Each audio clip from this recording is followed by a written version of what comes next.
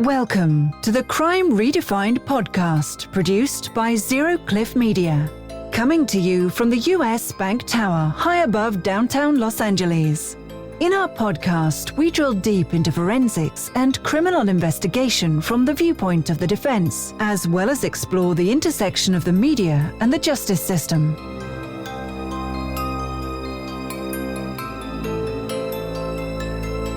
I'm Dion Mitchell here with Mehul and Anjaria.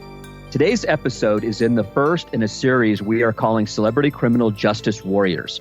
Too often when it comes to celebrities and the criminal justice system, the story revolves around what type of trouble the celebrity is in. We think it's important to highlight celebrities who are having a positive impact on reforming the criminal justice system.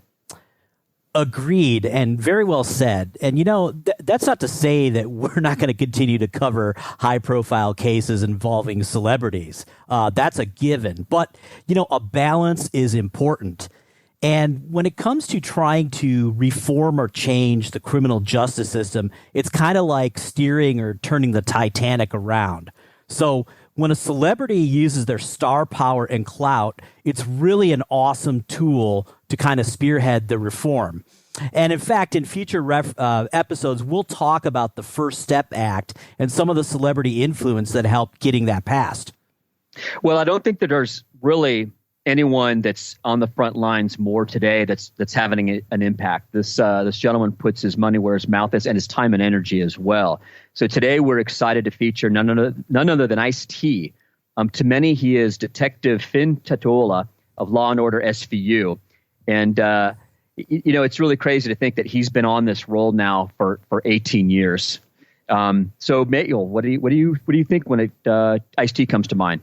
Well, that's easy for me. I think of him as a gangsta rap pioneer, and I think of the iconic albums I used to listen to late 80s, early 90s, like Power and OG Original Gangsta. And let's not forget about his acting. So I remember Ice-T in New Jack City, in Ricochet. And on top of that, as a heavy metal fan, Ice-T is very diverse. He actually has a metal band called Body Count. And if you think that Ice-T is no longer intense and brutal or even relevant, listen to the album from a few years ago, Bloodlust. And you'll see how brutal he still is and how timely the political discussion is. I actually learned about the hood from Ice-T. So as a half Indian boy growing up in the Midwest, I knew nothing about South Central Los Angeles, but I listened to Ice-T's albums. And I remember one track in particular called Midnight, where basically he's recounting the story of he and some homies, supposedly gang members, getting shot at by other gang members and trying to elude them in the hood. So he's talking about, the storytelling is so great. He's talking about the streets they're going on. And basically they're driving through the infamous Florence and Normandy section of South LA. So he's talking, hey, we went on Vernon, we went on Slauson, we went on Hoover. And when I moved out to California from Chicago, I wanted to go see all of these streets. Oh, man. So Ice-T was kind of my tour guide to the hood, if you will. And nowadays in my work, I'm very often down at the 77th Street Police Department, which is really right in the center of all of that. So this all really brought it home. I mean, it's kind of it's a great backstory that here you are in Chicago, you're listening to this, and then now you're actually working these same streets, representing some of your clients. Yeah, in a way, listening to Ice-T's music, kind of helped prepare me for this. A little bit of a boot camp. The area and the history a little bit better. Yeah, it's like a little bit of a boot camp. Speaking of that, how many people knew that Ice-T was in the military? You wouldn't think it. No, and which, people throw the phrase Renaissance man around a lot, but I think if there is a real example of a Renaissance man, it's got to be him. Yeah, and not your typical Renaissance man. It's not that he was painting and singing opera and writing and all of that. No, he's a 21st century Renaissance man. I mean, I guess that really work together. I mean, can we give a reterm the Renaissance man and make it, applicable today. Well, you better say Renaissance person, number one. But the point is that, point. And we're going to get into this, that Ice-T's particular background and his angle is very, very effective in getting a bigger message across. And let's go with that as an introduction. Yeah, I think we'll start the discussion about the TEDx video that you came across a few years back, where he's giving a talk at Sing Sing prison. I think it's about 16 minutes long, and for me, it's just riveting. It's absolutely riveting. Yeah, this is from, I think it was 2014. And, Sing Sing is a maximum security prison in New York. And I highly recommend our listeners watch this. And, well, why don't you, you seem pretty gassed about this. Why don't you go ahead and start and let us know your thoughts about that video? Well, my first takeaway after probably a minute and a half in is you could hear a pin drop in his command of the room. Yeah, I get it. It's Ice-T and success on TV and his rap. But still, there's a lot of people that go out and give speeches like this, but to hold the attention of that particular audience was really, really interesting to see. Like I said, you could really hear a pin drop, and everybody was just hanging on every single word. And I thought the most powerful moment was when he mixed in, you weren't really quite sure if he was giving his speech, but he was actually rapping what he was trying to communicate. And that was where people were really locked in on him as he was rapping his lyrics, and you didn't have the music behind it. It wasn't dressed, and it was probably half the people in the room would probably, not listen to that, but he spoon fed, lyrics off one of his albums, and everybody was just engrossed because he was speaking the truth. Well, excellent point. And he says later on in the talk, he says, when rap music is done properly, it's poetry. And so I think you're right. I recognized all his lyrics, and I knew that was from, New Jack Hustler and some other things. But to other people, they're just like, wow, this guy is really eloquent. Meanwhile, he's reciting a gangster rap song. Yeah, there's a great quote I read about him. He was talking about, I think it was 50 Cent, and he said, it's like ghetto reporting. It's right. I think he said black CNN or something like that. Right. That's how we get our message out. I mean, it's amazing. I've never listened to an individual where almost everything that comes out of his mouth, even his tweets, have an impact. There's something that it's next level stuff that you actually really need to think about what he's trying to say. Yeah, and speaking of next level, if you want to look at his Twitter handle, it's @FinalLevel. And, as you said, it's really good stuff. It's inspirational. It's advice. And, there's the fun entertainment stuff as well. But it's definitely worth looking at his Twitter feed. Yeah, most of it's really positive too. It's just not what you think when you were gonna maybe follow him on Twitter. I like one of his other quotes that when he was talking about his music, he goes, "I did what I called faction. It was like factual situation, not always from me, but put into fictional settings." Yeah, that is a great term, And of course, there's always the thing about authenticity in rap music. And Ice-T says, "Well, listen, if everything that I rapped about actually happened to me, I'd be dead. Nobody could even survive." Yeah. That, so yeah, I like that he, kind of admits that, and he's not trying to blow himself up to something that he's not. But I think what I like, at least for me, one of the things I like most is he's able to communicate in a way that we can understand what he's trying to say, and put you in somebody else's shoes. And there was another quote that I like. He said, people think they're so disconnected from criminal activity and the criminal justice system, but when you can always be just one or two bad ideas away from jail. I mean, so when you read something like that or listen to him say that, you got to, for me anyway, I put myself in those shoes. What if I were to get pulled over and someone that I'd never met before says, yeah, that's the guy that did it. What would I do? Yeah. And, by the way, what people don't realize is, sometimes people are arrested, they're in jail 1 or 2 days, and they're let out, and it was a mistake, but you don't know what kind of trauma or abuse or what sort of situation could happen to you if you're in jail just for 1 or 2 days. It's just horrible. Yeah, I like how he kind of made the comparison to PTSDs, that when he's walking down the street, he still has that fear. Right. I think he talks about going on a date or something like that, to where he's with his date, and she's just going along happy-go-lucky, but his head was on a pivoting around, looking if anybody's walking up on him, and that's just something I think the average person can't understand. Yeah, he always talks about, people say, well, Ice, you always look angry, and he said, well, my face just got frozen this way from back in the 80s. Yeah, I think there's a lot of justification for that, but like I said, he has a really interesting, unique way of saying things to where it really resonates with you. Yeah, and to that point, what he says in the video is, what he's trying to break down. The inmates, the 17 and 18-year-old inmates, they're not going to listen to a square. It's got to come from somebody who has lived the life and who's a little bit rough around the edges in order to have that any chance of breaking through to them.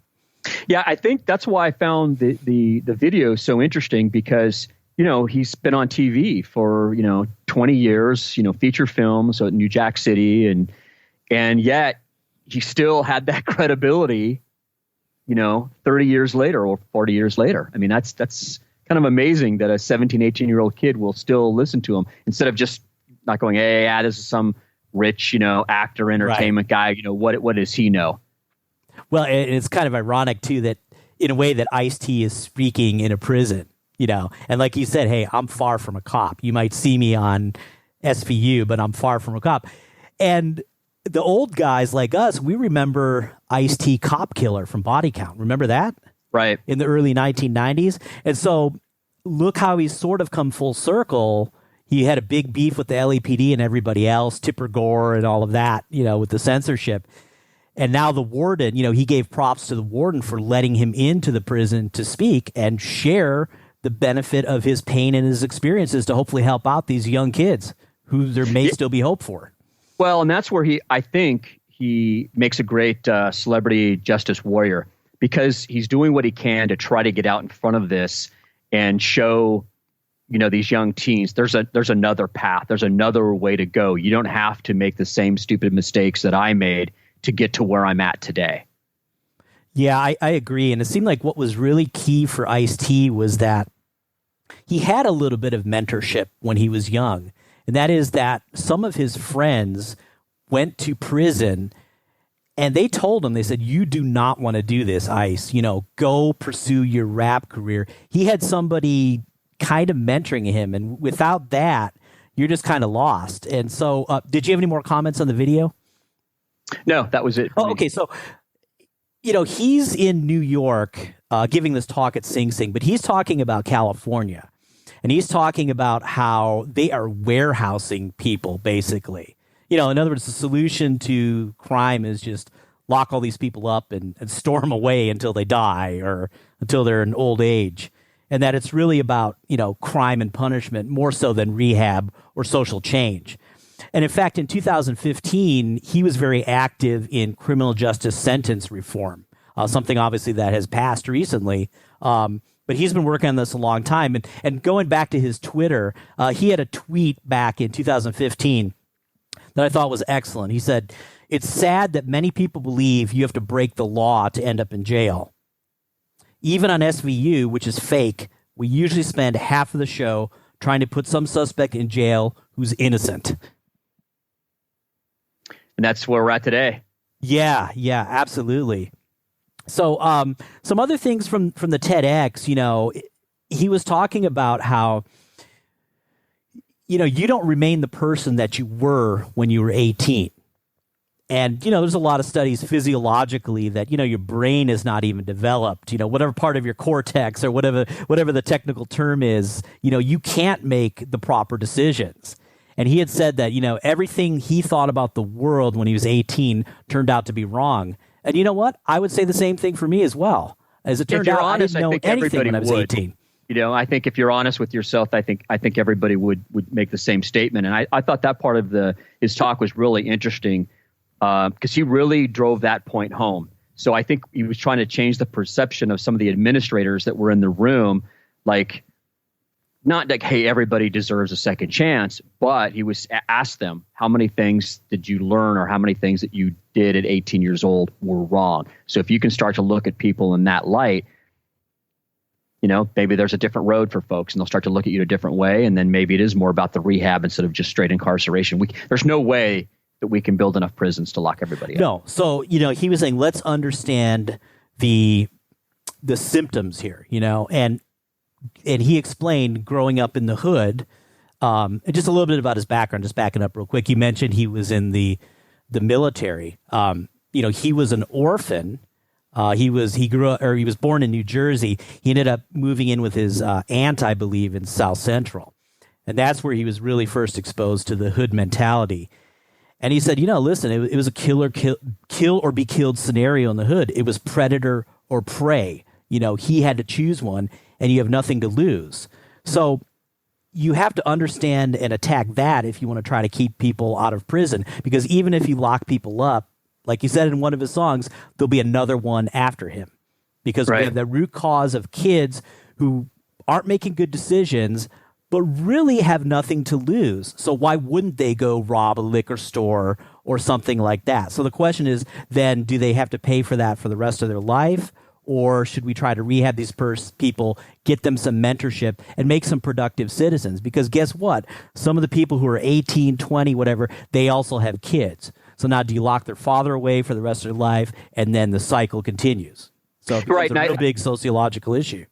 Right, and that was, goes back to what I was saying about him giving really harping on the 18. If you're, what you just laid out, if you're looking at life through that, that lens, then hey, everybody makes mistakes at 18. Should we incarcerate them for the rest of their entire life? And, like you say, then you create a single parent family. I mean, the ripple effect is, it's unbelievable. Right. So what can we do? To make socioeconomic and race relations change, those are tall orders. But in the meantime, it seems to me that mentorship is really the key.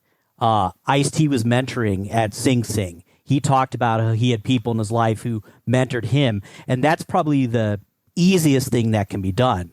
And so we know, and we talk about this all the time, a bigger discussion, that there are certain factors that make it more likely that somebody will get into the system. And somehow we need to level that playing field. Are we going to fix all the race relations and socioeconomic?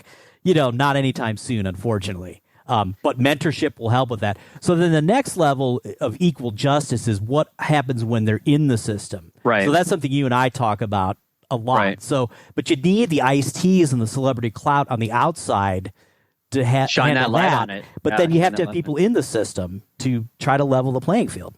Right. Let's talk about his show. In Ice-T's In Cold Blood. First of all, it wasn't really what I was expecting. It's really well done. It's on Oxygen. The production company is Asylum Entertainment. They got a really nice list of credits: Flipper Flop, Elizabeth Smart, and the way they lay it out is some really nice twists. I think it's got a little bit of that's a compliment, a little bit of SVU in it, because they really set up 2 or 3 different people that potentially are going to be the criminal, and then it takes a really nice twist at the end, and they pay it off. And this particular one, the season 2 premiere, Peeping Perv, was really well done. But for us, it was really nice because there was a really strong DNA segment. And so since that plays into our wheelhouse, I'd like you to talk about the DNA aspect to it, the lab process, and then the DNA trap that they tried to set for the killer.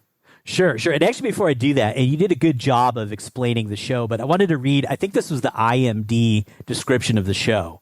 And, what great log line writing here. So it goes like this. Hosted by Ice-T, this series exposed outrageous tales and shocking true stories involving sex, money, murder, and sometimes a fatal cocktail of all three. So, we had some of that in the initial episode, and you talked about the DNA aspect. So, long story short, a girl is found dead in her apartment. She's stabbed 101 times, blood all over the place. Through crime scene investigation, they're able to identify some blood from an unknown male, and also they find some hair from an unknown some hair as well, I should say. So they do the DNA testing. They get results. It's the same guy. Okay, so the question is, who are we going to match this to? So as many investigations go, there's not really a big break for about the first 2 years until an informant calls in. And he says, this guy is talking about how he was basically a peeping Tom in this young lady in this apartment complex. So they go back and reinvestigate, and they find out that one of her neighbors is actually the guy who made this comment to the informants. So now what do they want to do? They want to get DNA from him, of course. Well, first thing they got to do is pull him in and talk to him a little bit, see where he's at. So what they're trying to do is they're trying to covertly get his DNA. It's like, oh, sir, would you like a bottle of water? Oh, would you like a cigarette? So finally, this suspect, he just tells them and say, look, guys, it's 3 times now that you've tried to get my DNA. I'm not going for it. So that was, mostly the guys aren't that wise like that. So that was really something that was interesting. And, they showed in the clip that he did use a pen to sign a statement. Now, remember, this was 1998, 2000, something like that. I don't want to say the dark ages of DNA, but it wasn't as powerful as it is now. Nowadays, we would take that pen, swab it, and get his DNA profile. But back then, they needed some blood, some hair, some saliva, something like that. That was one of my first questions for you when I saw them using the pin. Why did they just take it off the pin? But then you're right. You got to take this back to the time that it occurred. It's old school.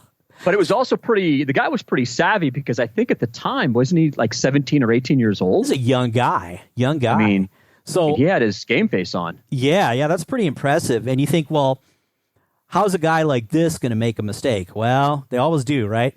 So now the next step is the cops are like, okay, we gotta trail this guy because come on, everybody throws away a cigarette, they leave behind half-eaten pizza, whatever.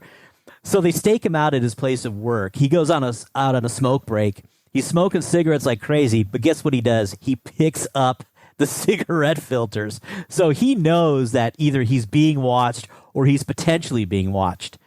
So one day, unexplainably, while he's on a smoke break, he's picking up his filters, but he spits on the ground. And so the detectives go in and they swab up the spit. Rest is history. Now, is that true? They made a statement about that it had rained and that because it had rained, the saliva was sitting basically on top.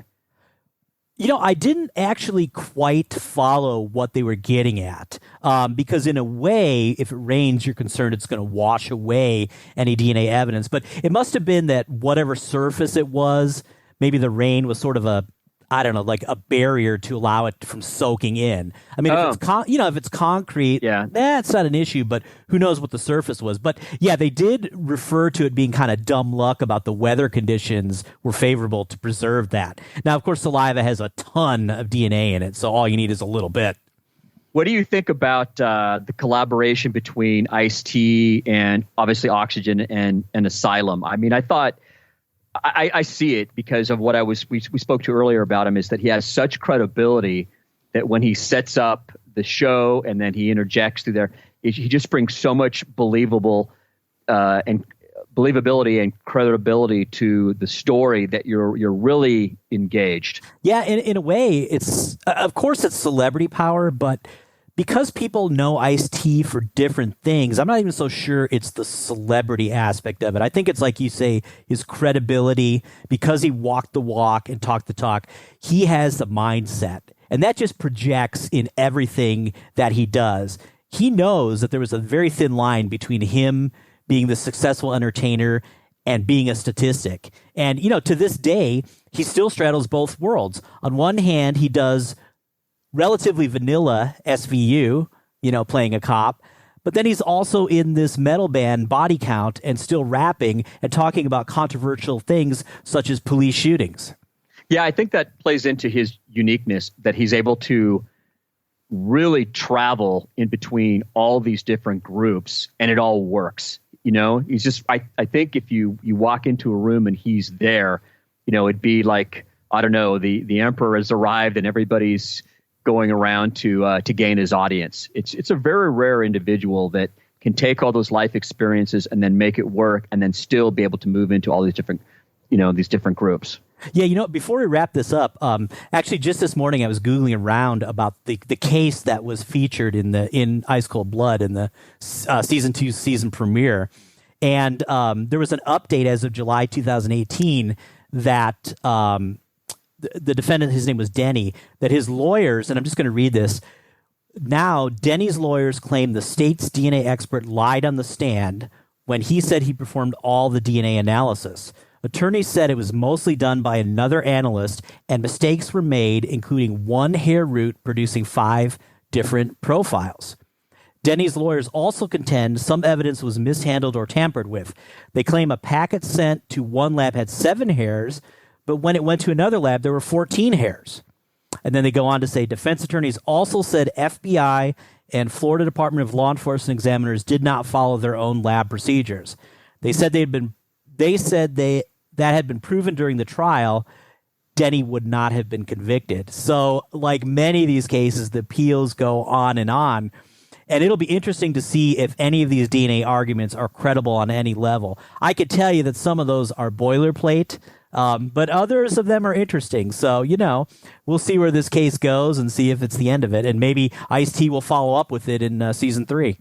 Well, maybe if he doesn't, we will. We'll do an addendum to this one. We'll talk about it. But it's really amazing. You talked about how the technology wasn't there to be able to take the DNA off the pin. And so we're talking about all this kind of old testing. So we're also talking about old lab protocols. And it's amazing how DNA can convict you, but also DNA can set you free if the protocols aren't followed. Absolutely. And you deal with that on a daily basis. Hey, listen, it's a great technique, but like a lot of things, it's garbage in, garbage out. Do you think that for the most part, whether it's federal or local, that the police departments and the labs have learned from their mistakes over the years? Meaning, if you were to take a snapshot of how DNA was processed in the 90s and how it's processed today, is there a blatant difference? Oh, for sure. And there's no better way to get your house in order than to be embarrassed in court. Yeah, good point. That is the best. I mean, we had it going back to OJ. We had that, right? Yeah. A lot of places really tune their shop up. But to this day, absolutely. Yeah, things are just getting tighter and tighter, in part because the defense is getting sharper and the techniques are more sensitive and possibly prone to error or different interpretation. So it's a evolving field still. Well, like anything else, you can't maybe argue the DNA, but you can argue the process and the collection. And obviously, that's going to be a weak point. That's a great point. And actually, yeah, I'm sorry. That's a great point. And they brought it up in the episode we were talking about, that they went to the DA and they said, hey, guess what? We have a DNA match to Mr. Denny. Look at us, man. We got blood and we got hair. So it wasn't even like it was touch DNA, like, he was on the doorknob, but he's the neighbor and it was transferred. None of that. She said, listen, I want to know for a fact. I want him to deny it. Yeah, so that was part of the reason they pulled him in, to say, listen, have you ever been in her apartment? No, I haven't. Oh, yeah? We got hair and we got blood. Good night. Yeah, and they were able to identify the lighter as his as well from a former, I think, girlfriend, right? The gold lighter. Yeah, that too. So I'll be watching more of this show. Like you say, a lot of these are all, they're the same cop and criminal justice stories, but I love the twist and sort of the ominous tone that Ice-T brings to it. Yeah, absolutely. It makes it really entertaining to watch. So give us your closing thoughts as Ice-T is a criminal justice warrior. Well, I don't know that I have much more to say, but I know that he's going to keep going. This is obviously a cause that's near and dear to his heart, and it'll be interesting to see how he continues to mix his clout and entertainment, his real-world background, and use it really for the forces of good in criminal justice reform. Absolutely. So for our listeners, we'll continue to follow and bring you updates on what he's doing in this space, and then we'll have, obviously, more celebrity criminal justice warriors going forward. Sounds good. Great talk, Mehul. All right.